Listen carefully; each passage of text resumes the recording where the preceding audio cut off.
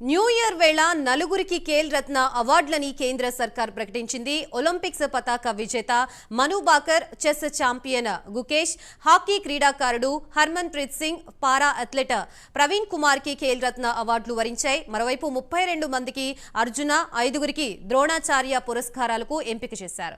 17 మంది para athletes కు అర్జున పురస్కారాలు దక్కాయి. ఈ నెల 17న రాష్ట్రపతి ద్రౌపది ముర్ము అవార్డులని ప్రదానం చేయనున్నారు. ప్రస్తుతం ఇదే అంశానికి సంబంధించి మనకి పూర్తి సమాచారం అందించడానికి మా నేషనల్ బ్యూరో చీఫ్ కళా సిద్ధంగా ఉన్నారు. కళా, చెప్పండి. గాయత్రి, ఈరోజు అంటే కొత్త సంవత్సరంన క్రీడాకారులకు మాత్రము ఈరోజు ఒక పెద్ద పండుగ అని చెప్పవచ్చు. దాదాపు 2024కి సంబంధించినటువంటి అత్యుత్తమ క్రీడాకారుల ఎవరైతే ప్రదర్శించారో వారికి ఇచ్చేటటువంటి అవార్డులను ఈరోజు కేంద్ర ప్రభుత్వం ప్రకటించింది. ముఖ్యంగా ఖేల్ రత్న అవార్డు, ఈ అవార్డు కింద మనకు 4 పేర్లను కేంద్ర ప్రభుత్వం ప్రకటించింది.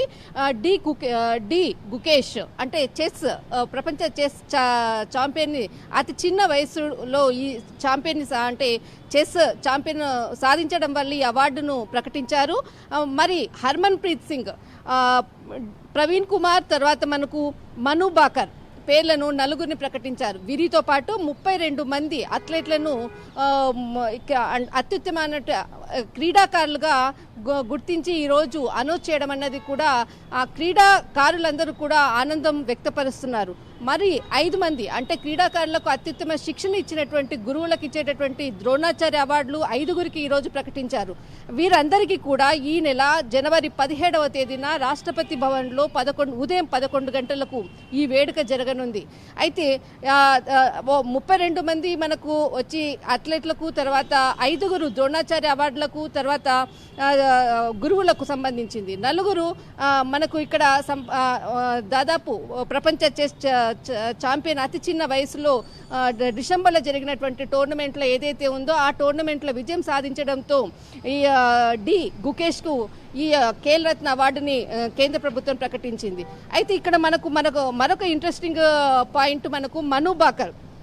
2 రోజుల క్రితము మను బాకర్ పేరు ఏదైతే లిస్ట్లో అంటే ఈ ఖేల్ రత్న అవార్డుకి ఏదైతే అప్లికేషన్ ఉందో దానికి అప్లై చేసిన సందర్భంలో చిన్న మిస్టేక్ తోటి తన యొక్క లిస్టు ప్రకటించే ముందర తన పేరు లేదంటూ కొంత సమాచారం, ముందస్తుగా సమాచారం అందడంతో కొంత దీనిపై వివాదము చెలరేగింది. అయితే దీనికి సంబంధించినటువంటి వాళ్ళ తండ్రి ముందుగానే దీని మీద కూడా కొంత విమర్శ చేశాడు. అయితే తన తండ్రి రామ్ కిషన్ బాకర్ కూడా తన కూతురికి ఏదైతే తనకు తనకు షూటింగ్ కాకుండా తనకు క్రికెట్ నేర్పించింటే చాలా బాగుండేది అంటూ కూడా విమర్శలు కూడా చేశాడు. కానీ ఈ సమస్య దాదాపు 2 రోజుల పాటు కూడా బాగా విమర్శలకు కూడా లోనైంది. తర్వాత 2 రోజుల తర్వాత ఈ సమస్యకు ఒక పరిష్కారాన్ని చూశారు. ఎక్కడైతే తను అప్లై చేసినటువంటి ఏదైతే అప్లికేషన్ ఉందో అందులో చిన్న మిస్టేక్ వల్లనే ఈ సమస్య తలెత్తింది అంటూ కూడా మను బాకర్ మరి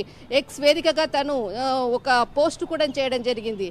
ఎట్టకేలకు ఆమె పేరు కూడా ఖేల్ రత్న అవార్డులో రావడం అన్నది ఇక్కడ మరొక ముఖ్యమైనటువంటి అంశం. ఈమె ఒక రికార్డు కూడా సృష్టించింది. ఏదైతే పారా ఒలింపిక్స్లో ఒకే ఒలింపిక్స్లో 2 పథకాలను సాధించినటువంటి ఏకైక మహిళ కావడంతో ఆమె ఈ అవార్డుకు ఎన్నికైందని చెప్పవచ్చు. మరొక వ్యక్తి మనకు హర్మన్ ప్రీత్ సింగ్. దాదాపు ఒలింపిక్స్లో అంటే అటు ఒలింపిక్స్లో కూడా కాంస్య పథకాన్ని భారత్కు తీసుకురావడం, మరి ఈ ఒలింపిక్స్లో కూడా కాంస్య పథకాన్ని తీసుకురావడం అన్నది కూడా దానితోటి ఇక్కడ ఖేల్ రత్న అవార్డుకి హర్మన్ ప్రీత్ సింగ్ కూడా ఇక్కడ ఎన్నిక కావడం జరిగింది. అయితే మనకి ఇక్కడ డి ప్రవీణ్ కుమార్ కూడా అత్యున్నత ఇక్కడ పురస్కారాన్ని సాధించినందుకు ఇక్కడ ఈసారి ఖేల్ రత్న అవార్డుకు ఇతన్ని కూడా ఎంపిక చేశారు. అయితే వీరందరికీ కూడా రాష్ట్రపతి భవన్లో ఉదయం 11 గంటలకు ఈ వేడుక జరగనుంది. మనకు జనవరి 17వ తేదీన అటు ఒకవైపు ఖేల్ రత్న అవార్డు, తర్వాత అర్జున్ అవార్డులు సాధించినటువంటి 32 మంది, మరొక 5 మంది గురువులకు ద్రోణాచార్య అవార్డులు. వీరందరూ కూడా జనవరి 16వ తేదీనే ఇక్కడ ఢిల్లీకి చేరుకోవడము, తర్వాత ఏదైతే రాష్ట్రపతి భవన్లో ఉన్నటువంటి ఏదైతే ఇన్స్ట్రక్షన్స్ ఉంటుందో ముందుగా కొంత రిహార్సల్స్ జరుగుతుంది. ఆ రిహార్సల్స్ ప్రకారంగా వారు అందులో పాల్గొనాలి. తర్వాత 16వ తేదీన వరకు ఇక్కడ ఢిల్లీకి చేరుకుంటారు.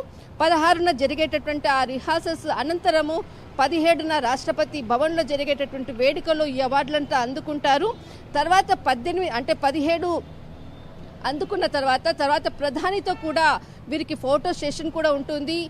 తర్వాత మనకు 17వ తేదీన కూడా క్రీడాకారులకు విందు ఇచ్చేటటువంటి ప్రోగ్రాం కూడా ఉండవచ్చు. అయితే మొత్తం మీద మాత్రము 16, 17, 18కి ఎవరికైతే ఈ అవార్డులు వచ్చాయో వీరందరూ కూడా ఢిల్లీకి చేరుకున్నారు. మొత్తం మీద మాత్రము 2024కు సంబంధించినటువంటి అత్యున్నతమైనటువంటి అవార్డులను మాత్రం కేంద్ర ప్రభుత్వం ప్రకటించింది. దీనికి సంబంధించినటువంటి పూర్తి వివరాలు ఇప్పటికే కేంద్ర క్రీడా శాఖ మంత్రి ఎవరైతే అవార్డులను సంపాదించారో వారికి సమాచారం కూడా అందించారు. గాయత్రి.